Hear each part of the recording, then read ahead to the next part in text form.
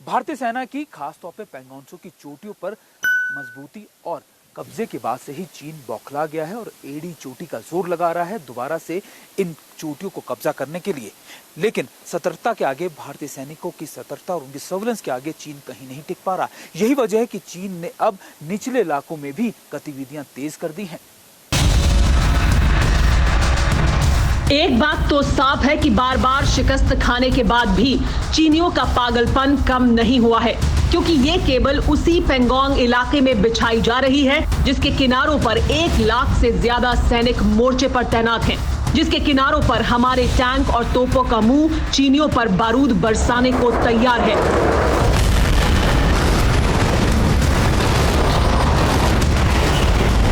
इससे इतना तो साफ है कि चीनियों की मंशा लंबे वक्त तक रुकने की है और इसीलिए जिनपिंग के शागिर्द अपने कम्युनिकेशन सिस्टम को मजबूत करने में जुटे हैं।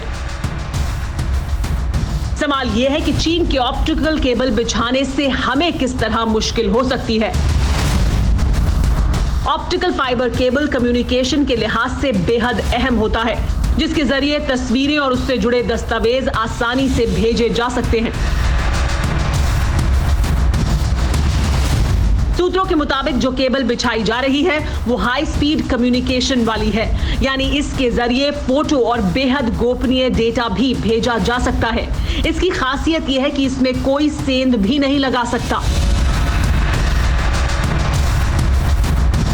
एलएसी पर चीन की केबल वाली करतूत पहली बार सामने नहीं आई है।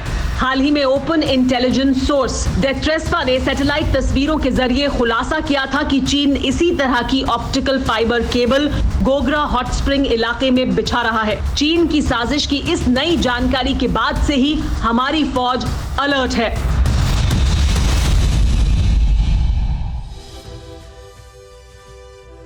दुनिया के लिए चीन हमेशा से एक पहेली बना हुआ है। आजादी के बाद से हाल तक हमारा देश भी अपने बड़े भाई जैसे लगने वाले पड़ोसी देश को समझ नहीं पाया। वजह साफ है, क्योंकि चीन की कम्युनिस्ट सरकार की कथनी और करनी में बहुत अंतर है, जिसके सबूत माओ के वारिस 70 साल में हर मौके पर धोखा देकर देते रहे हैं। भारत और चीन के रिश्ते गलवान घाटी के ऐसे संकरे दर्रे में फंस गए हैं जहां से भरोसे वाले पांव जमाकर साथ निकलना अब मुमकिन नहीं है। फैसला वक्त करेगा। फिक्र आपकी, सोमवार से शुक्रवार रात 9 बजे सिर्फ TV9 भारतवर्ष पर।